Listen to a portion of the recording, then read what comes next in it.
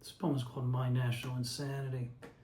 It's written for the Poems About prompt this week, Star-Crossed, and also for prompt for my Barnegat Writers Group to write a duplex poem. My National Insanity. Everything I did was superhuman, even when I thought the stars foretold my fate. Just the thought of stellar intervention led me straight from hubris to paranoia. Then I found my hubris and paranoia submersed in subliminal seduction. Immersed in subliminal seduction, looking for sex in melting ice cubes. Searching magazine ice cubes for messages. I missed lifting comics with Silly Putty. Too old for Silly Putty and Charlie Brown.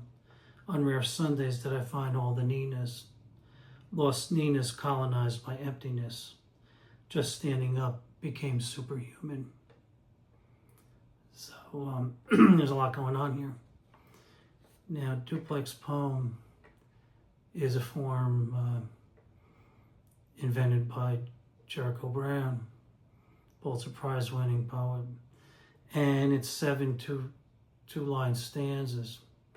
And each of the stanzas, each of the lines has between 9 and 11 lines. And the first line of the poem is echoed in the last line. And the second line of each stanza is echoed in the first line of the next stanza. But echoed isn't necessarily repeated. And also, after the line is echoed, then the second line of each stanza has to give it some kind of a twist or set you in a new direction. It's not as easy as it seems. This is my first attempt. The genesis of this poem is, as far as Star-Crossed, I was thinking of, thinking that something that happened, stars, where light is coming from hundreds of millions or billions of years ago, affecting you now. Is just a hubris in that, in addition to a kind of insanity. But it's also fatalistic. And then I thought of that hubris or self-centeredness leading to a paranoia. And then I was back in my college days, around 1982, 83. I started getting into all of these, we didn't have social media like now, but we still had these odd conspiracy theories. And, so I went from Hidden Persuaders of Vance Packard to the Subliminal Seduction of Wilson Bryan Key. And then there was, in the 70s, you had Eric von Däniken and Ancient Astronauts, and even Rod Serling and Carl Sagan made a movie of Ancient Astronauts. And so I started getting crazy over all looking for hidden things in the world. And the world wasn't what it was, but there were hidden forces. And I drove myself so crazy that I got to a point where I was sitting in a chair, leaning back in a chair in my bedroom, and I couldn't decide whether or not to get out of that chair. I was so paralyzed by the world that I couldn't even decide to get out of the chair. And that's when I decided to take a semester off of school and get things together. And I did get myself together after that.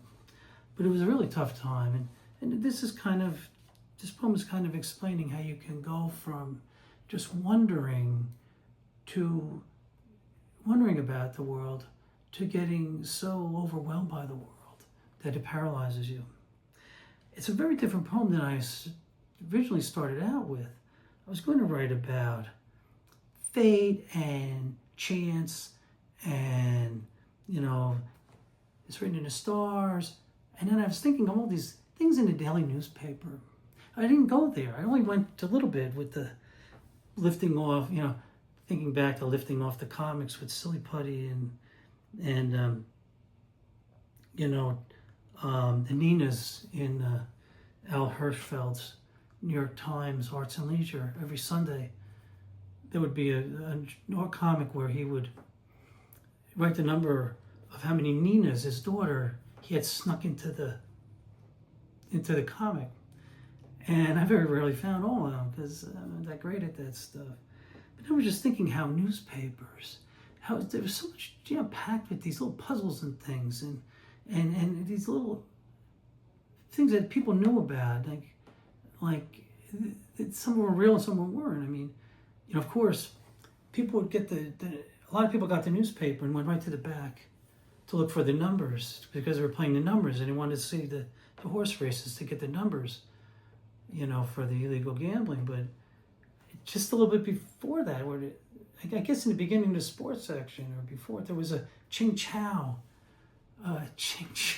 cartoon written by, which was, the artist was the same guy that drew the Daily Jumble in the Daily News, and he would have this Ching Chow, which was a Chinese guy, and he would sneak numbers in there, and people looked to that thinking there were clues to what numbers to play for the gambling, and they would look for clues in there, like the buttons on his jacket or numbers in the curls of his hair, all different kind of things, and they would pull these numbers out and play them, and it was a big thing. Then I was thinking of, there was all these other hidden things, like Smokey Stover cartoon had like these odd references, say Notary Sojak. No one really knew what it meant. He slipped it in there. Nobody knew what it meant, but they guessed, so there were guesses. And he talked about fighting Foo, and some people think maybe the Foo Fighters got their name from that. I don't know if it's true or not, but, he would throw the word Foo in there, and you'd look for little things among the secret little jokes. And then there were these spot the picture cartoons. They're still popular today, but that would be in the newspaper for like a nickel or a dime newspaper. You get all this stuff. You could spend hours on it a day with it, or a long time anyway, and for entertainment or for just trying to figure stuff out. And look at this picture, look at that picture. What's different in the picture? That was always in the paper, or at least in the Sunday paper. Crossword puzzle, word search, all these things. So you could either have fun or you could go crazy. But in this poem, I focused on how I went off the rails with this silly.